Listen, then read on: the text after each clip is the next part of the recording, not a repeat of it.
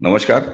प्रारब्ध पर आप सभी का स्वागत है। मैं अवनीश। स्क्रीन के दूसरे हिस्से में जो दिख रहे हैं उनका परिचय कराने की अब मैं प्रारब्ध के इस मंच पे कोई आवश्यकता, कोई जरूरत महसूस नहीं करता, लेकिन नाम बताना औपचारिकता है। गौरव प्रधान जी, आइए सबसे पहले स्वागत कर लेते हैं गौरव प्रधान जी का। गौरव जी, बहुत बहुत स्वागत है प्रारब्ध पर। नमस्कार।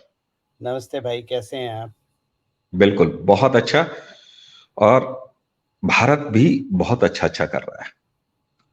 हमारे पास बताने के लिए, इससे पहले कि हम चर्चा शुरू करें, एक ब्रेकिंग है।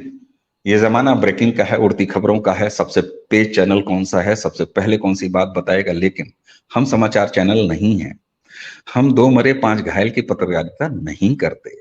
इसलिए हम विषयों पर आराम से बात करते हैं। लेकिन कनाडा के पीएम ट्रूडो ने अचानक बोला, और अचानक नहीं, ये तो आप बताएंगे क्यों बोला, कैसे बोला, कब बोला और क्यों अभी बोला, कि भारत उभरती हुई ताकत है और उनको भारत से अच्छे संबंध चाहिए। वो ट्रूडो जो अमेरिका के चहेते माने जाते हैं, और पूरा कनाडा, एक तरह से 52वां स्टेट कहा जाता है यूएस का जुमले में। तो ऐसी स्थिति में मैं आपसे शुरुआत चाहता हूं गौरव जी, कि भारत, चाहे वो, देखिए, भारत के दो ऐसे दुश्मन हैं अलगाववाद के। इस्लामिक, जो पाकिस्तान से गवर्न होते हैं, और दूसरे हैं खालिस्तानी, इस समय जो मौजूदा है वो कनाडा का बेस है। लेकिन पाकिस्तान से लगातार खबरें मिल रही हैं। अकेले अगर हम फरवरी से 2023 से अब तक का कैलेंडर ही गिना दें तो अच्छी खासी एक संख्या समाप्त हुई है वहां पे भारत विरोधियों की। कनाडा में भी है। सर ये बताएं, भारत ये कर क्या रहा है? नया भारत और नए भारत की एग्रेसिव नीति, अपने देश की एकता अखंडता को लेके, संप्रभुता को लेके, वो विश्व मानचित्र में किस तरह से स्थापित हो रही है, इसकी शुरुआत करिए। भाई, इन चीज़ों को समझने के लिए थोड़ा सा इतिहास समझना ज़रूरी है। और जैसे मैं हमेशा बोलता हूँ कि बीज हमेशा इतिहास में होते हैं, जो आप देख रहे हैं वो फल हैं उसके। जब हम खालिस्तान की बात करते हैं तो पहले आप ये जानिए कि खालिस्तान बना क्यों। खालिस्तान कभी पंजाब के लिए नहीं बना था। खालिस्तान बनाया था इंदिरा गांधी ने अकालियों को चैलेंज करने के लिए पंजाब में। और उसके लिए भिंडरवाले जैसे नेता को, भिंडरवाले जैसे आतंकवादी को सपोर्ट दी गई थी, उसको बढ़ाया गया था। लेकिन वही है ना कि हर चीज़ की एक एक पॉलिटिकल कॉस्ट होती है, और आपने एक ऑब्जेक्टिव करा लेकिन उसकी दूसरी पॉलिटिकल कॉस्ट नेगेटिव है। ये इंसान अपने आप, ये सिख कम्युनिटी को बदनाम करते करते और ये कांग्रेस सरकार के अगेंस्ट चला गया। जब कांग्रेस सरकार ने इसको ख़त्म करना चाहा तो केपीएस गिल ने पंजाब में आतंकवाद ख़त्म करा, ये आप सब जानते हैं। और जनरल सुंदर जी जो थे, उन्होंने ऑपरेशन, जनरल सुंदर जी थे या जनरल वैद थे, मेरे को ठीक से कन्फ्यूजन है, पर जो भी थे आर्मी के जनरल जो थे, उन्होंने जनरल वैद। जनरल वैद, उन्होंने ऑपरेशन ब्लू स्टार करा था। जहां तक सवाल रहा केपीएस गिल का और जनरल वैद का, उन्होंने अपनी ड्यूटी परफॉर्म करी थी to the best of the professionalism, क्योंकि उनको पॉलिटिकल डायरेक्टिव था काम करने का, और अपनी प्रोफेशनल प्रोफिशिएंसी के हिसाब से उन्होंने बेस्ट परफॉर्मेंस दी थी एज ए जनरल और एज ए पुलिस चीफ।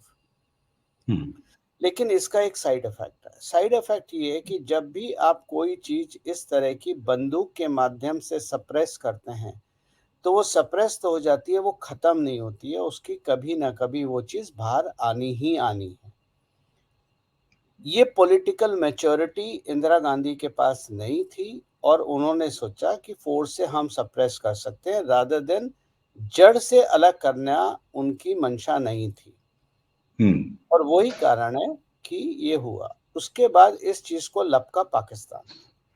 अब पाकिस्तान इसको अपने सॉइल पे करना नहीं चाहता था, क्योंकि अपने सॉइल पे करता तो एक कॉन्फ्लिक्ट होता कि एक तरफ वो इस्लामिक चला रहा है, दूसरी तरफ सिखिज्म चला रहा है।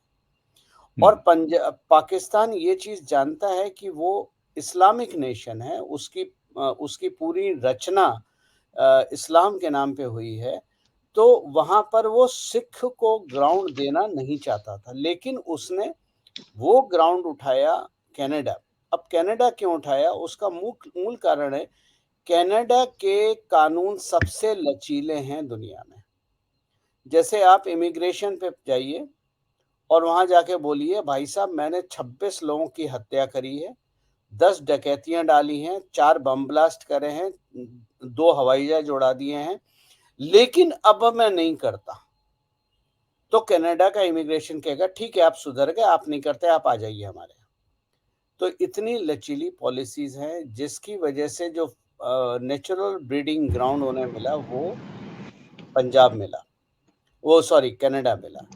तो जी। आईएसआई ने बहुत अच्छे से ये गेम खेला। उन्होंने पाकिस्तान का ग्राउंड रखला इस्लामिक टेरर भारत में, और सिखों के ग्राउंड के लिए उन्होंने कनाडा चुना।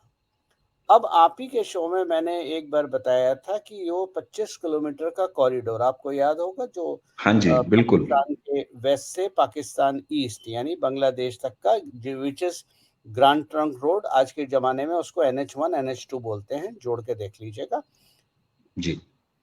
अब आप ये जो मैप है, जो रूट का मैप था 25 किलोमीटर वाइड, इसके ऊपर आप खालिस्तानियों का मैप को सुपर इम्पोज कीजिए, आपको वही पैटर्न दिखाई देगा, वही एरिया वो काटना चाहते हैं। तो यहाँ पर एक चीज बिल्कुल क्लियर है कि सिग्नेचर आईएसआई का है। हम्म। अब आगे अगर चले तो कुछ समय तो ये शांत रहा, लेकिन ये अंदर से उबल रहा था, धीरे धीरे इसको बाहर निकलना था, जिसकी ब्रीडिंग ग्राउंड कनाडा में तैयार हो रही थी। इसमें मुख्य रोल प्ले करा सीआईए ने। सीआईए कभी नहीं चाहता कि कोई भी देश प्रगति करे, स्टेबल रहे और अपने पैरों पे खड़ा हो, क्योंकि अगर वो खड़ा हो जाएगा तो अमेरिका की प्रभुसत्ता खतरे में आ जाएगी, जो कि आज आप देख रहे हैं। सीआईए किसी के बाप का सगा नहीं है, ना वो रिपब्लिकन का सगा है, ना वो डेमोक्रेट का सगा है। वो जैसे हमारी एजेंसीज भी हैं, वो पॉलिटिकल डायरेक्टिव्स में चलती हैं, एग्जीक्यूटिव ऑर्डर्स पे चलती हैं। हम्म। सीआईए वो घोड़ा है जिसकी कमान किसी के हाथ में नहीं है, ये अपने आप में एक सरकार है और वो अपने आप में चलती है। और उसका 3 मुख्य कारण है कि आर्म्स बेचना, तेल बेचना, आर्म्स कंट्रोल करना और बेचना, तेल कंट्रोल करना और बेचना, और फार्मा कंट्रोल करना और बेचना। आपने ये चीज़ कोरोना में फार्मा का नतीजा देख लिया, ऑयल में आपने ओपेक का नतीजा देख लिया, और आर्म्स आर्म्स में अगर आपको देखना है तो यूक्रेन वॉर देख लीजिए, जीवंत उदाहरण है, जहाँ रोज हथियार जाते हैं, जो कि एक लूजिंग वॉर है। तो जब ये खालिस्तान कनाडा में पनपना शुरू हुआ, कनाडा के कानून लचीले थे, ये वहाँ पर ब्रीड होने शुरू हो गए, और इमिग्रेशन पॉलिसीज़ इतनी लचीली थी कि इस तरह के लोग वहाँ जाना शुरू कर दिया। और इन्होंने मुझे जहाँ तक पता है कि इन्होंने अपनी आर्मी का भी गठन करा, और दुनिया भर का। अब ये क्या करेंगे उस आर्मी से पता नहीं, मतलब हमारे हवलदार काफ़ी हैं, हमारे एक जवान काफ़ी है। खैर, अब रिसेंट दौर में अब कनाडा की प्रॉब्लम क्या है? कनाडा को हमने हिट कहाँ करा? कहाँ से ये चीज़ फिर से उभरनी शुरू हुई? आपको याद है 2015-2016 में मोदी जी ने किसानों को संबोधित करते हुए कहा था कि जो हम फसल आज उगाते हैं, चाहे वो गन्ना हो, चावल हो या गेहूँ हो, बाजरा हो, हमें हम्म। दालें भी उगानी चाहिए। आपको याद है? बिल्कुल। ये बहुत लोगों ने, और जो आप पत्रकारों की बात करते हैं, जो इंटेलेक्चुअल की बात करते हैं, मुझे नहीं पता इंटेलेक्चुअल और पत्रकार आज की डेट में बचे भी हैं या नहीं, क्योंकि किसी की समझ में नहीं आई कि दाल को एनालाइज तो करो, दाल की हम्म। पॉलिटिक्स क्या हो सकती है। हम्म। तो जब मोदी जी ने दाल की बात करी, आपको ये पता नहीं था, या लोगों को ये शायद उस वक्त नहीं था, और मैंने लिखा था कि दाल की 96% इम्पोर्ट हम कनाडा से करते हैं, बिल्कुल सही बात। और कनाडा में ये दाल उगाने का काम 100% ये पंजाब से गए हुए पंजाबी। लोग करते हैं। तो जब आपने भारत में दालों की बात करी और किसानों ने दालों में काम करना शुरू करा, और बाई 2018-19 आपने देखा भारत ने अपना 90% इंपोर्ट दाल का बंद कर दिया। पेट पे लात किसके पड़ी? कनाडा में कनाडा रहने के। वाले, और वहां से खालिस्तानी शुरू हुए। वही कारण हम्म। था, वहीं से वो कारण था जिसकी वजह से फार्म लॉ जब आए थे तो प्रदर्शन शुरू हुआ था आपका पंजाब से, और कहीं पंजाब से से। नहीं हुआ था, पंजाब से ही हुआ था। बिल्कुल। यही कारण है यही कारण है कि अब इसमें मैं यहाँ बता दूं, एक बहुत बड़े नामी ग्रामी पत्रकार हैं और चैनल ओनर भी हैं भारत के बड़े, कभी वो राष्ट्रवादी माने जाते हैं, कभी नहीं माने जाते हैं, और वो भी अपना पाला समय देख के बदलते रहते हैं। उनके भाई दाल होर्डिंग का काम करते थे। जितनी कनाडा से दाल आती थी वो होर्डिंग का काम करते थे। यही कारण है कि जब दाल की बात मोदी जी ने किसानों से करी थी तो ये चैनल मोदी जी के अगेंस्ट हो गया था। गौरव जी, आप नाम न लें, लेकिन मैं नाम ले सकता हूं। अवनीश पी शर्मा ये नाम ले सकता है। वो आप रजत शर्मा की बात कर रहे हैं जी। जी। तो ये जब हुआ उसके बाद आपका किसान आंदोलन हुआ। अब किसान आंदोलन में लोगों ने कहा सब भाई लाल किले पे आप निशाने साहिब लगा रहे हो, भारत के झंडे का अपमान भी कर रहे हो, मोदी ने हथियार क्यों नहीं उठाया? और मैंने बोला था कि फोर्स यूज नहीं करनी चाहिए। अब हम्म। अगर आप फोर्स यूज करते तो आप वही गलती करते जो ऑपरेशन ब्लू स्टार में इंदिरा गांधी ने करी थी, क्योंकि उस वक्त खालिस्तानियों को 10, 12, 15, 20 लाशें चाहिए थी जिस पे पूरी दुनिया को हिला सके। हम्म। सारे civil group, so called civil group जो कि सोरोस रन करता है, या और जो ह्यूमन राइट वाले हैं जैसे एमनेस्टी इंटरनेशनल, वो लोग जो रन करते हैं वो भारत सरकार के अगेंस्ट खड़े हो जाएं और हम किसी भी ग्लोबल मंच पे कोई जवाब ना दे पाएं और भारत को वहां से डाउनफॉल शुरू हो और फोर्सली मोदी को हटना पड़े, इसलिए वहां शांत रहे। अब हमारी पॉलिसी अलग है। दो तरह से पॉलिसी चल रही है। पहली पॉलिसी, तीन तरह से देखा जाए मूलतः, हमने पाकिस्तान डीमोनेटाइजेशन करके हमने पाकिस्तान को बर्बाद किया। मैं पहले दिन से कह रहा हूँ डीमोनेटाइजेशन का भारत पे जो असर होगा वो भारत के जो बुद्धिजीवी हैं वो अपना दिमाग लगाएं। मैं जियो पॉलिटिक्स की बात करता हूँ और उसको पढ़ता हूँ, समझता हूँ, उस पर बोलता हूँ। मेरे लिए डीमोनेटाइजेशन का मूल उद्देश्य जो था वो पाकिस्तान से आ रही करेंसी बंद करना था, और जिस दिन हम्म। वो फेक करेंसी बंद हो गई उस दिन से पाकिस्तानी आतंकवाद बंद हो गया, कश्मीर में पत्थर पड़ने बंद हो गए, बम फटने बंद हो गए, हत्याएं बंद हो गई, लूटपाट बंद हो गई। तो कहीं तो असर करी। अब जब पाकिस्तान का ये हालत था तो अब पाकिस्तान के पास धीरे धीरे जब पैसा कम होता गया जो कि भारत से बनता था, आपने देखा उन्होंने पहले पुलवामा करा। मैं आपके हम्म। चैनल पे बोल सकता हूँ पुलवामा के लिए भारत के एक नेता ने $5 मिलियन दिए थे, ठीक है, ये कराने के लिए। अब आप कुछ भी कर लीजिए, मोदी ने खुद कराया, असलियत तो हम जैसे लोगों को पता है कि पुलवामा, और आपके पास प्रत्यक्ष रूप से सबूत है कि पुलवामा 14 फरवरी को हुआ था और 7 फरवरी को मैंने बोला था पुलवामा होगा। तो हमारे पास पुलवामा जैसा होगा, पुलवामा नाम नहीं लिखा था लेकिन मैंने बोला था पुलवामा जैसा होगा, क्योंकि ये मैडम दुबई में मिली थी पाकिस्तानी जर्नल्स के साथ, और इस तरह से काम करना था। क्यों काम करना था उसका भी कारण है। अगर हम हम्म। अपने सैनिकों को मरता देखते हैं तो सबसे ज्यादा सोशल मीडिया पे लोगों का खून खौलना शुरू हो जाता है, कोई बात समझेंगे बिल्कुल। नहीं।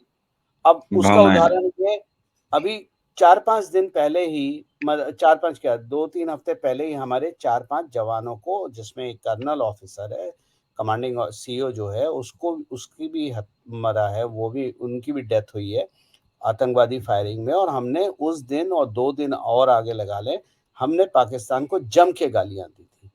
हम्म। लेकिन वही मैं आपको गारंटी दे रहा हूं, जिन लोगों ने सोशल मीडिया में उसको जम के गालियां दी थी और उनके बारे में लिखा था शहीद हो गए, ये हो गए, कुर्बान हो गए, यही लोग आज से कुछ दिन बाद क्रिकेट मैच पे पाकिस्तान के साथ झंडे उगाए।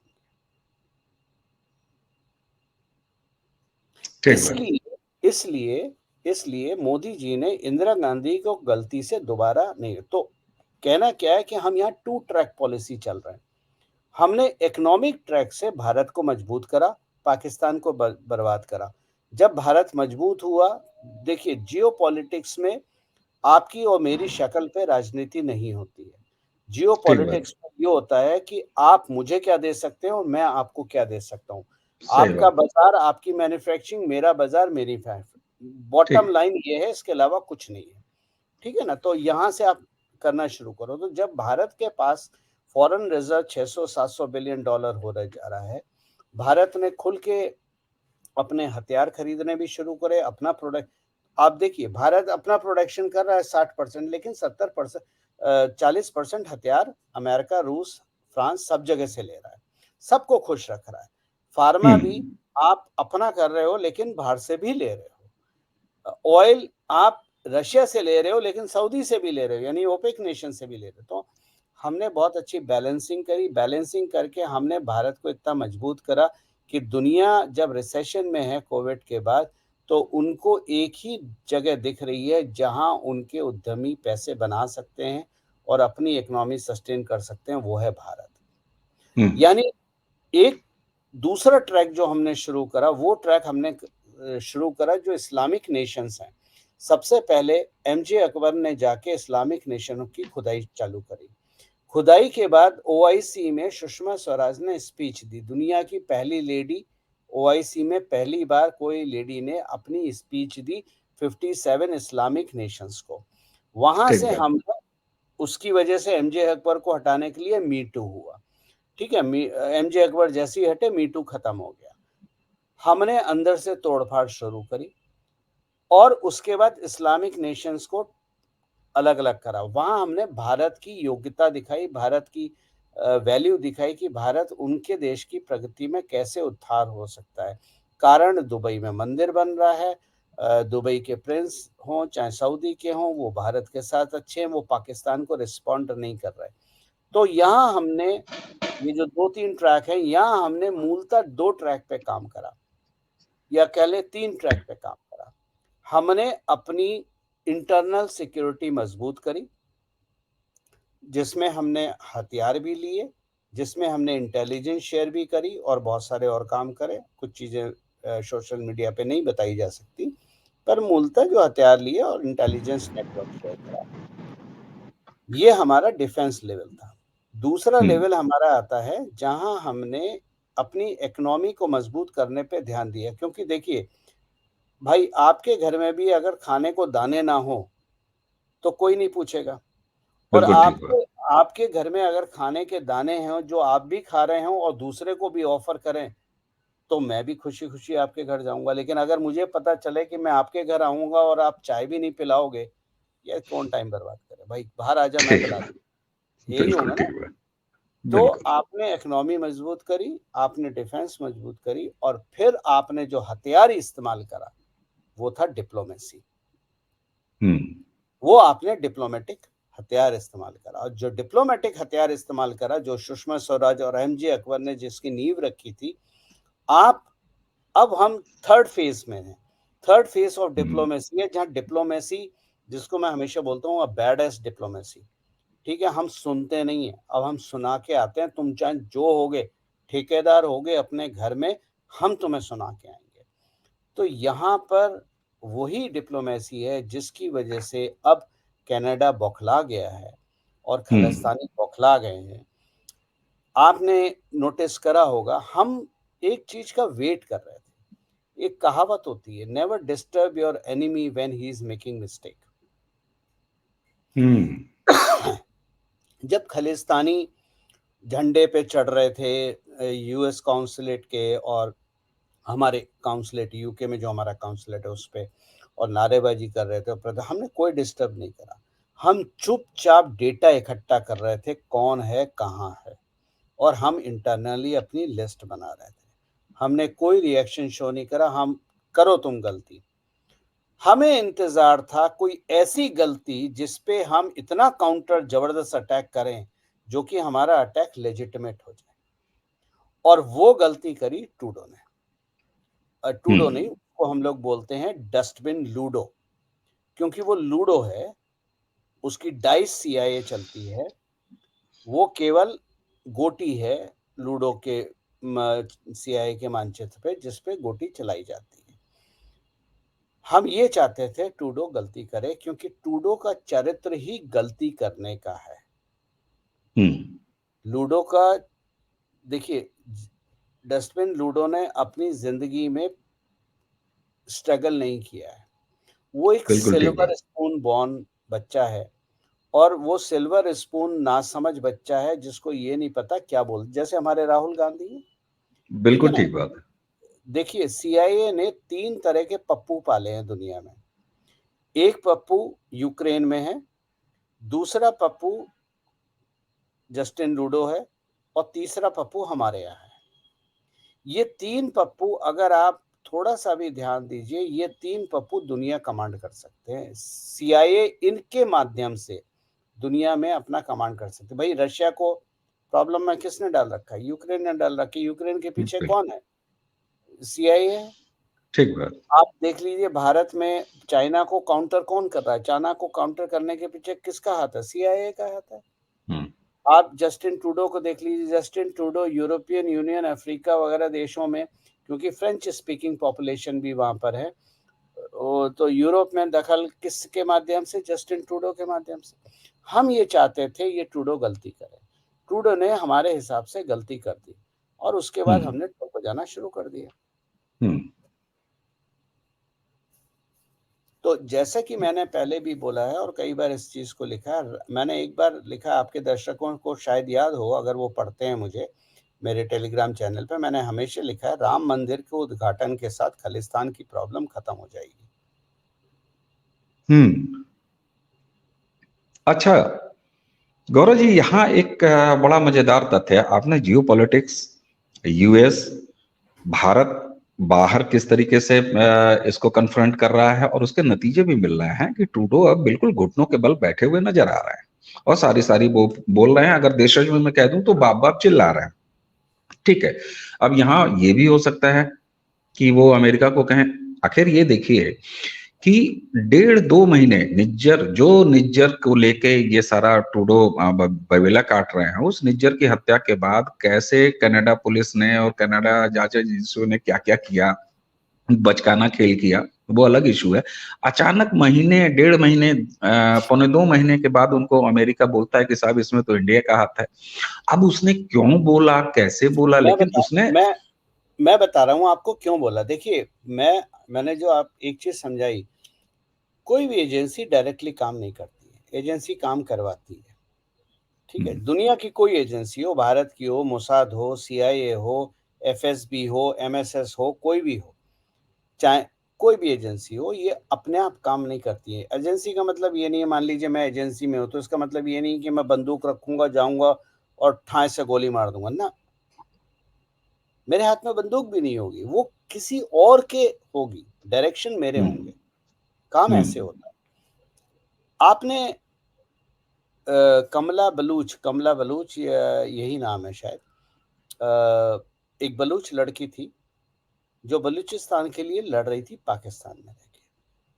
2015 में उसको बहुत सारे थ्रेट थे, और वो उठ के आ गई कनाडा इमिग्रेट हो गई, कनाडा में थी, कनाडा से बलूच के लिए आवाज उठाती थी। अभी कुछ समय पहले ISI ने, और ISI ने कई बार उसको वार्निंग दी थी, उसको वो भी करा गया था। आपने अल्टीमेटली नायला बलूच के बारे में आप बात कर रहे हैं, नायला जिसकी बलूच, हत्या हो गई थी। हाँ, जी नायला बलूच। जी। थैंक्स फॉर करेक्टिंग मी, मैं थोड़ा नाम में कंफ्यूज हो जाता हूँ। कोई बात नहीं। नायला बलूच के बारे में था, तो उसको उड़ा दिया। उसको उड़ाने के बाद 48 घंटे में कनाडा की पुलिस ने बोला कि ये लेक में डूब के मर गई है, नेचुरल हम्म डेथ है। हम्म ट्रूडो कहाँ था? ट्रूडो कहाँ था? और ट्रूडो के जितने एजेंसी वाले हैं और लोग हैं, वो कहाँ थे? निज्जर की आपने कोई भी, निज्जर जो कि नो फ्लाइंग जोन में लिस्टेड था अमेरिका की, और डेजिग्नेटेड टेररिस्ट था, आपने 2 दिन में उसके ऊपर जजमेंट दे दिया कि ये भारत की एजेंसियों ने काम करा है। हम्म तो अब आप समझिए कि कनाडा में किलिंग कंट्रोल कौन कर रहा है? कनाडा में किलिंग कनाडा कंट्रोल नहीं कर रहा है, आईएसआई कर रही है, क्योंकि जिस आईएसआई की एक किलिंग पे कनाडा में आवाज नहीं उठती है, वही आईएसआई दूसरी किलिंग पे कनाडा के लोग आवाज उठाते हैं। अब इससे एक बात साबित होती है, और वो ये साबित होती है कि खालिस्तानियों के पीछे असली हाथ तो आईएसआई है। आईएसआई का कनाडा में तो केवल कैंप है, और आईएसआई अपने आप काम नहीं करती है, मतलब आईएसआई सुपारी का काम करती है। आईएसआई के पीछे देखिए, पाकिस्तान और भारत में कॉन्फ्लिक्ट रहे, इसका सबसे ज्यादा फायदा किसको मिलेगा? अमेरिका को। रशिया नहीं जाता, बिल्कुल फ्रांस नहीं बिल्कुल। जाता, बेल्जियम नहीं जाता, कनाडा भी नहीं जाता। सबसे ज्यादा फायदा अमेरिका को मिलेगा, क्योंकि अमेरिका के लिए वो बेल्ट जो है वो इसे कह लीजिए एक तरह से टेक ऑफ जोन है, सेफ जोन है खेलने के लिए।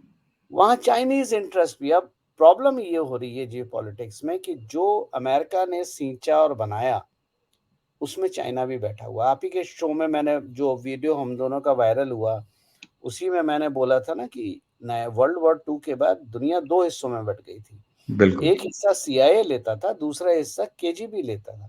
भारत बफर जोन था, भारत के वेस्ट में सीआईए का राज था, भारत के राइट में केजीबी का राज था। तो वो सीआईए ने उसको नर्स करा, लेकिन वहां चाइना घुसा बैठा है। अब यहां पर मल्टीपल है। अब सुपारी कैसे? अब सुपारी वो बलूच लड़की को मारने के लिए या तो अमेरिका से लिए या चाइना से लिए, मोस्ट लाइकली चाइना से लिए। क्यों चाइना से लिए? उसका कारण ये है, बलूचों ने चाइना की नाक में दम कहां करा हुआ है? गवादर बलूचिस्तान में, ग्वादर गवादर पोर्ट में, और उनके, हाँ बिल्कुल। अगर वो ना होता, अगर मान लीजिए वो ना हो, तो क्या फायदा होगा चाइना को? कि वहां से सीधी पाइपलाइन और ट्रांसपोर्ट रूट वो बनाएंगे ऊपर जेएन के, Pakistan occupied Kashmir, direct inside China. बलूचों ने नाक में दम कर दिया, वो बनाने नहीं दे रहे। तो उस बलूच लड़की को मारने का सबसे बड़ा फायदा किसको जाना था? चाइना को। उसमें मारा किसने? आईएसआई ने। ये वो कॉम्प्लेक्स स्ट्रक्चर है।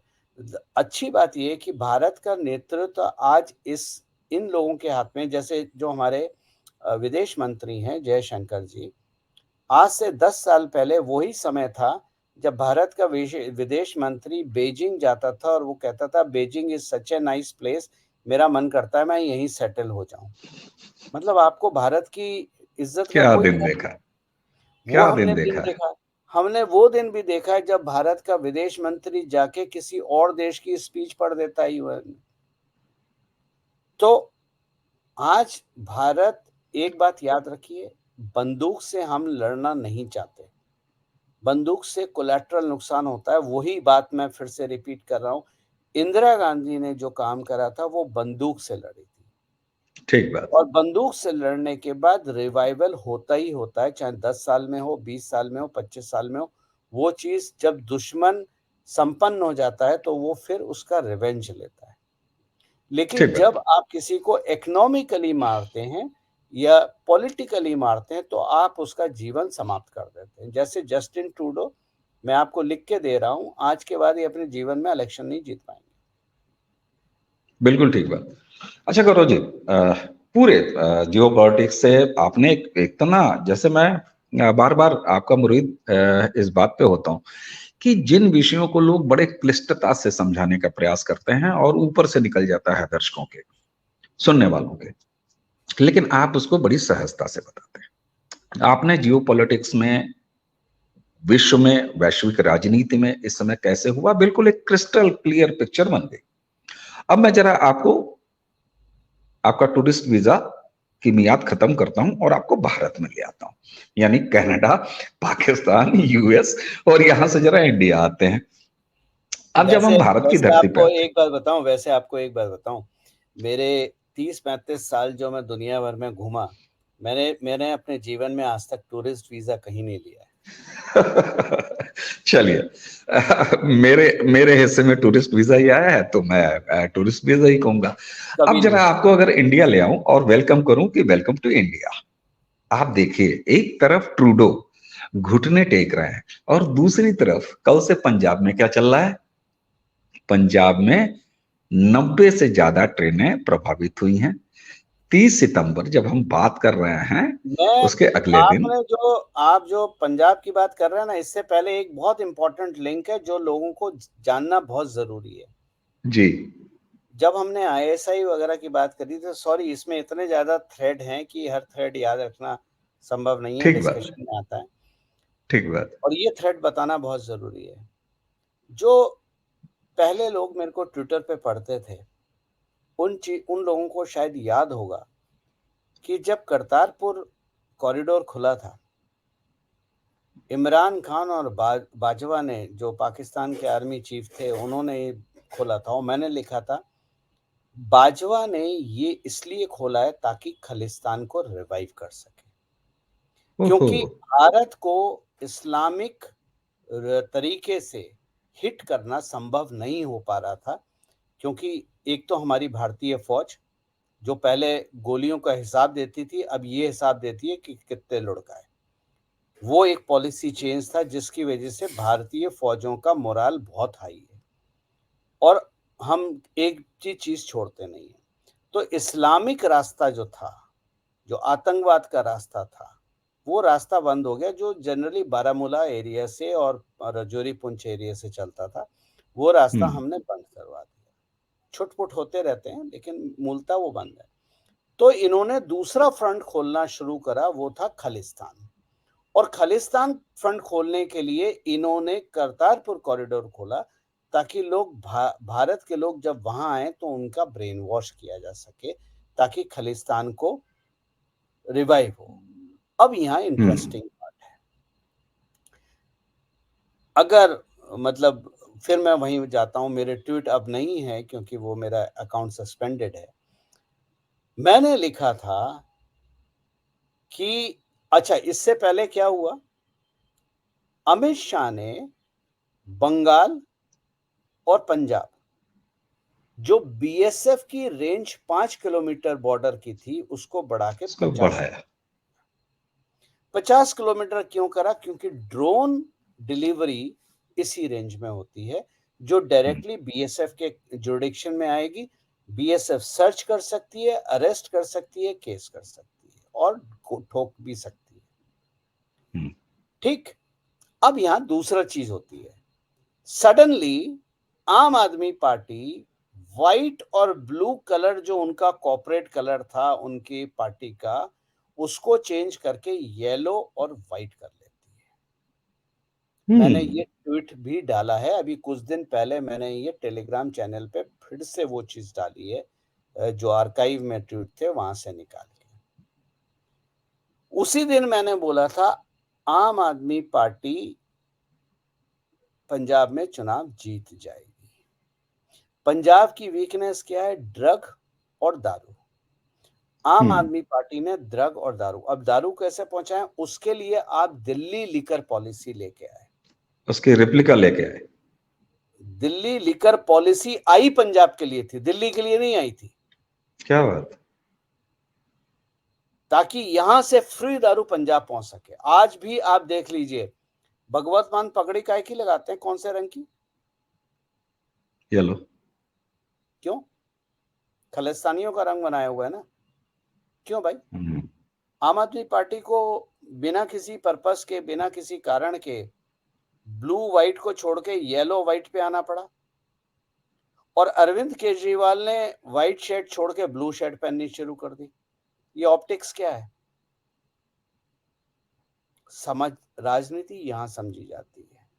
हम्म फिर मैंने 2016 से लिख रहा हूं, केंट यूके, हम भी वहां गए थे एक बार। केंट यूके फंडिंग का जरिया था। बाद में जो खालिस्तानी टेररिस्ट है पन्नू, उसने खुद बोला कि हमने आम आदमी को पैसे दिए थे चुनाव लड़ने के लिए। आपको बात समझ में आ गई? पंजाब में सरकार किसकी है? बिल्कुल, वो समझ में आ रहा है। सिखों ने अपने पैरों पे कुल्हाड़ी खुद मारी है। इसीलिए मैं हमेशा बोलता हूं, मुझे कांग्रेस पसंद नहीं है, ना आम आदमी पार्टी पसंद है, लेकिन मैंने हमेशा कहा है अगर पंजाब को कोई संभाल सकता है तो कैप्टन अमरिंदर सिंह है। बिल्कुल, आपने और मैंने बहुत हमेशा शुरुआती वीडियो में किया, मैंने आपने बहुत आपको शुरुआती वीडियो में किया था। और दर्शकों, वो चर्चा गौरव जी के साथ जो हुई थी, जिसमें जिसका संदर्भ दे रहे हैं, इसी वीडियो के डिस्क्रिप्शन में आपको मिलेगा देखने को, हम उसको जरूर डालेंगे जी। तो ये एक लिंक बनाना बहुत ज़रूरी है कि करतारपुर कॉरिडोर को खोलने का मतलब खालिस्तान को रिवाइव करना था। हम्म। और खालिस्तान को रिवाइव 2-3 तरह से करा जाता है। पहला, आप अपनी सरकार लेके आईएसआई अपनी सरकार लेके वहाँ पहुँच गई, जो कि आपके शर्ट के रंग से थोड़ा लाइट रंग वाली। खालिस्तानी जो आपके कनाडा में बैठे हैं, उनकी फंडिंग पहुँचाई गई। पॉलिटिकल नेटवर्क आप क्या सोचते हैं भाईजान? आपको लगता है कि 100 लोगों की और 500 लोगों की रैली रेफरेंडम करेगी और हम अपने भारत का एक मेजर टुकड़ा काट के तुम्हारे हाथ में पकड़ा देंगे? क्या क्या बात। कारण है कि खालिस्तानियों ने हमेशा भारत के पंजाब की बात करी? क्यों? पाकिस्तान में पंजाब नहीं है क्या? तो डिजाइन तो बिल्कुल साफ है ना। हमारा डिजाइन क्या है? डिजाइन है भारत को टुकड़ों में तोड़ना। हम्म। इंदिरा गांधी ने क्रिएट करा, आईएसआई चाइना काम कर रहे हैं।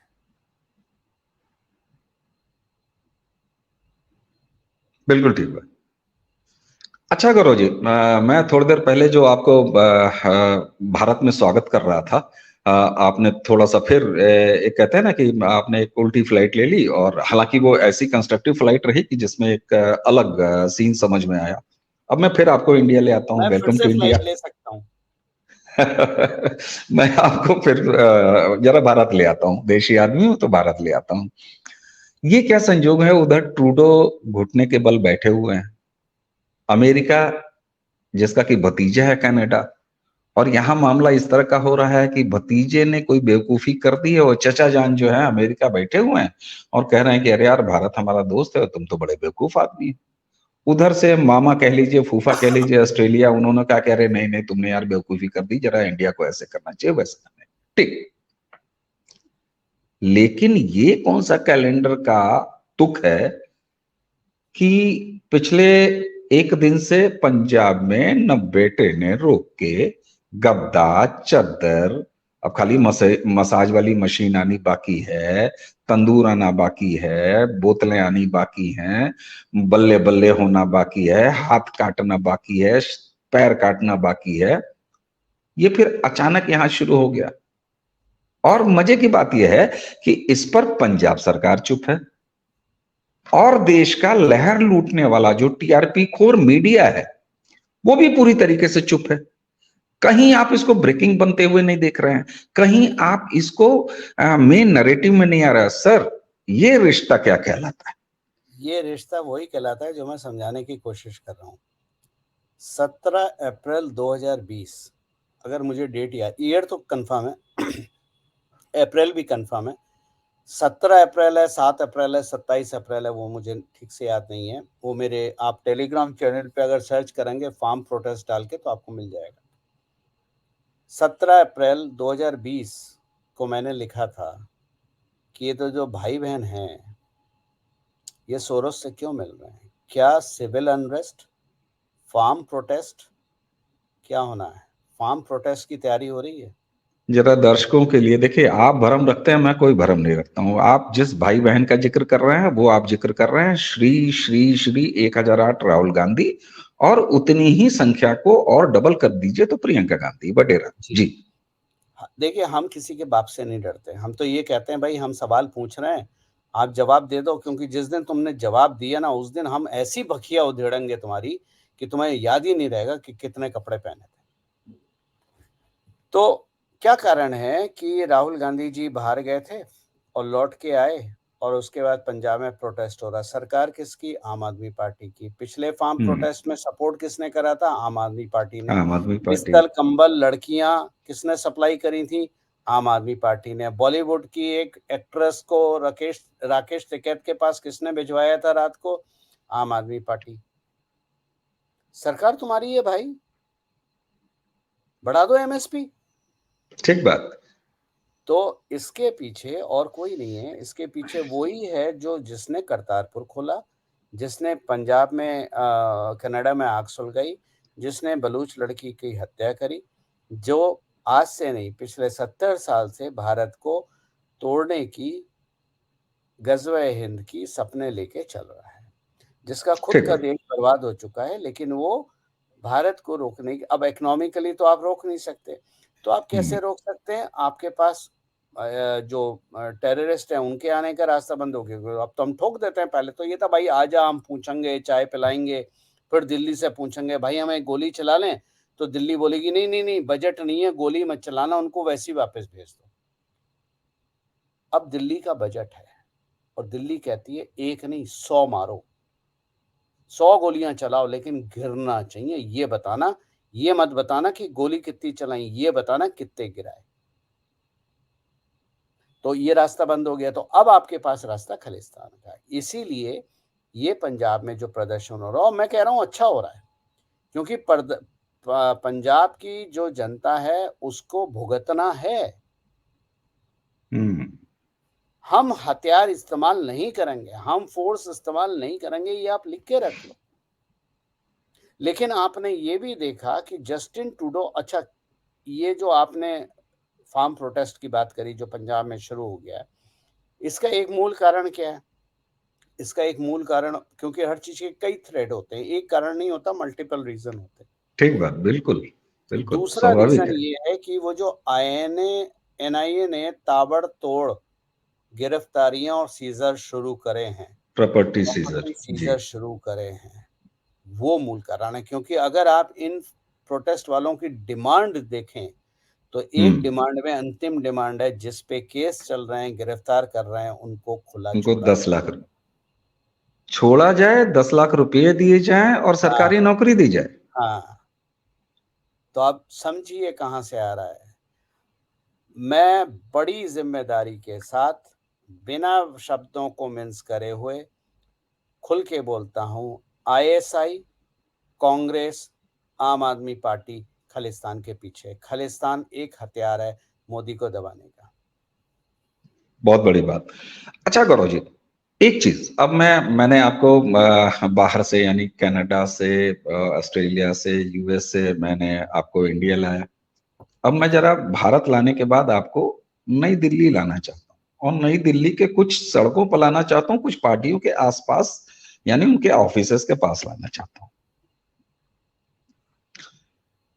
खालिस्तानी अलगाववादी आंदोलन पर इतना बड़ा सर्जिकल स्ट्राइक भारत ने किया, डिप्लोमेटिक सर्जिकल स्ट्राइक, सफलता दिख रही है, ट्रूडो घुटने के बल बैठे हुए। लेकिन भारत के एक भी राजनीतिक पार्टी, आप बार बार कह रहे हैं, चाहे वो कांग्रेस हो, चाहे वो आम आदमी पार्टी हो, चाहे वो वामपंथी हो, चाहे वो डफली गैंग हो, चाहे बड़ी टिकली गैंग हो, चाहे वो मोमबत्ती गैंग हो, साहब बोलने की औकात नहीं हुई। नहीं बोलेंगे ना, क्योंकि वो उसके हिस्से हैं। कैसे बोल दें? अरविंद केजरीवाल जो दिल्ली में एक ईंट गिरती थी या गाय गोबर कर देती थी सड़क पे, उस पे भी आके प्रेस कॉन्फ्रेंस करते थे, 15 दिन से शांत बैठे। मैं यही जानना चाह रहा हूं, भैया जिसकी अंटी दबती है, गौरव जी, जिसकी अंटी दबती है उसको तो बोलना चाहिए। ये ऐसा कौन सा तरीका अपनाया है सरकार ने कि अंटी भी दबाई और अगला बोल भी नहीं रहा है? क्योंकि सरकार ने उन लोगों को या तो उड़ा दिया या उन लोगों को अपने यहाँ ले आए, घुसा लिया, जिनके पास कच्चा चिट्ठा है इनका। मुझे खालिस्तान के नाम से, अलगाववाद के, इन टेररिस्ट के नाम से, या आम आदमी पार्टी की चुप्पी या कांग्रेस की चुप्पी से रत्ती भर भी चिंता नहीं है, क्योंकि मुझे पता है ऐसा होना है। और ये आज का नहीं है, ये 2016 से लेके 2019 के बीच में मैं लिख चुका हूं। वही हो रहा है जो मैंने लिखा है, वर्ड टू वर्ड वही हो रहा है। कनाडा बनेगा पाकिस्तान।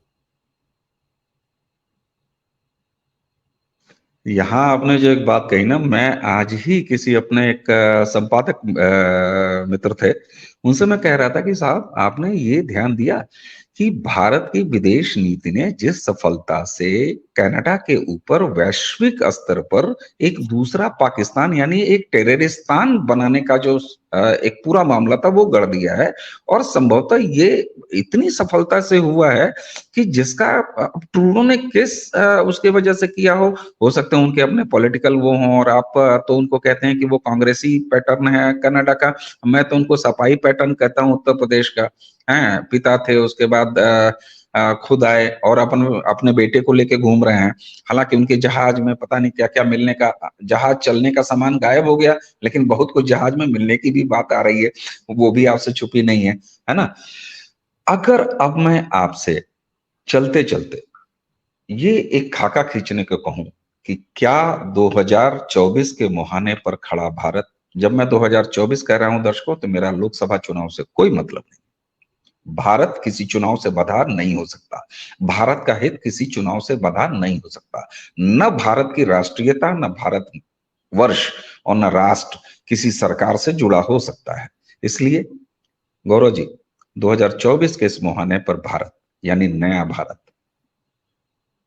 क्या अब अपने हितों के लिए अगर उसको चंद्रमा पर भी जाना हो, और चांद पर हम पहुंच चुके हैं साहब, तो चांद तक भी जाना हो तो खोज के तुम्हें निपटाएंगे, क्या इस मूड में आ गया है?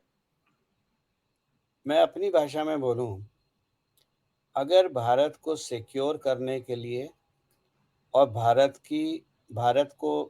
में स्पीड ब्रेकर डालने वालों से बचाने के लिए, अगर भारत को अमेरिका में जाके किसी को ठोकना पड़े तो हम ठोक देंगे। आप भारत की विदेश नीति समझो।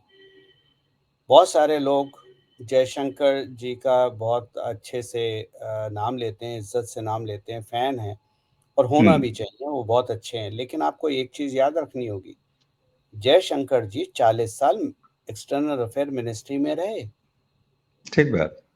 लेकिन उनकी बोलती चालू कब हुई? 9 साल पहले ही ना। क्या कारण था? कारण ये था कि हमने पहली चीज़ एक्सटर्नल अफेयर मिनिस्ट्री को ऑब्जेक्टिव दिया था कि भारत को पोडियम पोजीशन पे पहुंचाना है। कैसे? Put the best team forward. तो पहले फेज में एमजे अकबर को अपॉइंट करा एमओएस, और उनको भेजा मिडिल ईस्ट की वहां से वापस मत आइयो। ये जो 57 नेशंस हैं, ये हमारे लिए क्रिटिकल हैं, इनको तोड़ना है। एमजे अकबर ने अंदर ही अंदर अपना काम करा। उन आप लोग नहीं समझ पाए, लेकिन लिबरल और कांग्रेस ने समझ लिया, और उन्होंने, या जिनको कहें सोरोस गैंग ने समझ लिया, और उन्होंने मी टू चलाया भारत में, जिसका ऑब्जेक्टिव एमजे अकबर थे और कोई नहीं था। हम्म। एमजे अकबर को कुर्सी से हटाया। एमजे अकबर की बदौलत ही, ग्राउंड वर्क की बदौलत ही, सुषमा स्वराज ओआईसी में जाके बोली। फिर आपने अपनी इकोनॉमी को मजबूत करना शुरू करा पहले दिन से। इकोनॉमी मजबूत हुई, फिर मोदी जी जाना शुरू करे, मतलब अल्टीमेटली लीडर जाता है, और उन्होंने सबसे बात करनी शुरू करी कि वैल्यू दिखाई। आप देखो, पाकिस्तान और भारत, पाकिस्तान का गेटवे टू इंडिया कहाँ पर है? रजौरी और आपका बारामूला एरिया। ये वो हम्म। एरिया है कश्मीर में, जम्मू कश्मीर में आता है। रजौरी आपका जम्मू एरिया में आ गया, बारामूला तो जम्मू कश्मीर स्टेट में आता है, यूनियन टेरिटरी में। आपने किसका इन्वेस्ट, $5 बिलियन का इन्वेस्टमेंट कश्मीर में कौन कर रहा है? सऊदी और यूएई। $5 बिलियन, जिस देश का फॉरेक्स रिजर्व $700 बिलियन के आसपास हो, $5 बिलियन बहुत बड़ी चीज है क्या? तो हम ठीक वहां बात है। सऊदी और यूएई क्यों लेके आए? क्योंकि हम फ्री में कश्मीर के लिए सिक्योरिटी गार्डों की व्यवस्था करी। अब वो 5-10 बिलियन लेके आए। अब बेटा तुम आतंकवादी हरकत करोगे, हिट कौन लगेगा? इन्वेस्टमेंट हिट किसको मिलेगा? यूएई और सऊदी को। और ये वो देश हैं कि नुकसान नहीं होना है। तो पाकिस्तान को मारने की व्यवस्था हमने कहां से करी? हमें कुछ करना ही नहीं है। वही मैं बता रहा हूं, अब हमें गोली नहीं चलानी, हमें इकोनॉमिकली मारना है। तो जो आज आप स्वरूप देख रहे हैं, इस स्वरूप की नींव 26 मई 2014 को रखी गई थी। आने वाले समय में ये बहुत एग्रेसिव होगी और ये उस लेवल पे एग्रेसिव होगी जहां दुनिया की दशा और दिशा भारत तय करेगा। बहुत बड़ी बात। और गौरव जी, यहीं अब मैं इस वीडियो को समाप्त करने और आपको धन्यवाद देने से पहले, दर्शकों को से विदा लेने के पहले सिर्फ 2 लाइन, अब मेरे पास कुछ बचता नहीं है, दर्शक इसके गुण और दोष का विवेचन करेंगे आज की बात का। प्रधानमंत्री नरेंद्र मोदी का 2019 के लोकसभा चुनाव के ठीक मुहाने पे फिरोजपुर के उस फ्लाईओवर पे 15, 20, 25 मिनट तक खड़े रहना, वो पूरा राष्ट्र याद करता है। और फार्म बिल को बिल्कुल झुक के, निहुर के, देशज में कहूं हाथ जोड़ के वापस ले लेना, ये भी बहुत कुछ कहता है। लेकिन उस समय जो चीजें समझ में नहीं आई आम जनमानस को, वो आज समझ में आ रही हैं, और आगे अब कैसे समझ में आएंगी ये तो ईश्वर जानता है। गौरव जी, आपने जियो पॉलिटिक्स तो छोड़िए साहब, आप तो कनाडा को आपने नाप दिया, आपने यूएस को नाप दिया, आपने ट्रूडो को नाप दिया, मैं आपको वापस ले आया भारत, आप दिल्ली के एयरपोर्ट से तुरंत वापस भी हो गए, फिर मैंने आपसे आग्रह किया कि नहीं भाई साहब आप वापस आइए इंडिया। तो ये पूरी एक जो परिदृश्य आपने खड़ा किया, मैं हमेशा दर्शकों और दर्शक इस बात का की गवाही देंगे कि होता क्या है कि जियो पॉलिटिक्स, विश्व राजनीति और दिस और दैट, इसको इतना गूढ़ बना दिया जाता है ना कि बहुत बार लोग कहते हैं यार ये बड़ा कठिन मसाला है, इसको छोड़ दो। लेकिन आप जिस सरलता से इन बातों को समझाते हैं, इन बातों को बताते हैं, मुझे लगता है कि दर्शकों के लिए बहुत ज्यादा सर्वग्राही होता है। गौरव जी, आपके चैनल के लिए कुछ सरप्राइजेस मैंने रखे हैं जो मैं आपको आने वाले समय में प्राइवेटली बताऊंगा, और अगर आप उसमें चाहें तो पार्टिसिपेट कर सकते हैं, या मैं वीडियो बना के आपको दे दूंगा जो आप चैनल पे डाल सकते हैं, और उस पर हम डिस्कशन भी कर सकते हैं कि वो कैसे हुआ, क्यों करा, और उसका उद्देश्य क्या है, कितना खर्चा आया, किसने खर्चा करा, वो सारी चीज़ें। तो मैं आपके दर्शकों से विदा लेता हूँ ये कह के कि 16 अक्टूबर को आपका ये मामूली गौरव प्रधान कुछ ऐसा करने जा रहा है जो 140 करोड़ भारतवासी, भारतीय फौजें और भारत की सरकार नहीं कर पाई है। चलिए हम उसे भी देखेंगे। और गौरव जी, बिल्कुल आपका स्वागत है, आपके हर चीज का स्वागत है, आपके हर कंटेंट का स्वागत है, क्योंकि राष्ट्र प्रथम के भाव से कहीं भी कोई व्यक्ति, कोई संस्था, कोई ग्रुप, कोई ऑर्गेनाइजेशन अगर है तो प्रारब्ध का ये मंच उसको शत शत नमन ही नहीं करता है, बल्कि उसका दिल खोल के स्वागत करेगा। गौरव जी, आज आपने हमें समय दिया, आपका हमने थोड़ा ज्यादा समय लिया, लगभग अब मुझे दिखाई दे रहा है कि हमने 53वें मिनट में हमने प्रवेश कर लिया है। तो आज की इस चर्चा के लिए समय देने के लिए आपका बहुत बहुत आभार, बहुत बहुत धन्यवाद। और दर्शकों, इसी के साथ गौरव जी को आज के लिए धन्यवाद बोलते हुए आप सभी को एक बार जी जय हिंद, वंदे मातरम। जी बिल्कुल, दर्शकों का भी मैं आभार कर दूं। दर्शकों, आप सबको बहुत बहुत नमस्कार, बहुत बहुत प्रणाम। और हाँ, चैनल को सब्सक्राइब कर लीजिए, हमें भरपूर आशीर्वाद आप दे रहे हैं, देते रहिए। और पूरी अधिकार भाव से वीडियो के नीचे कमेंट बॉक्स में आके अपने निर्देश दीजिए, अपने आदेश दीजिए कि हमें किस तरह की चर्चाएं आपके लिए लानी चाहिए। तो एक बार फिर गौरव जी को धन्यवाद देते हुए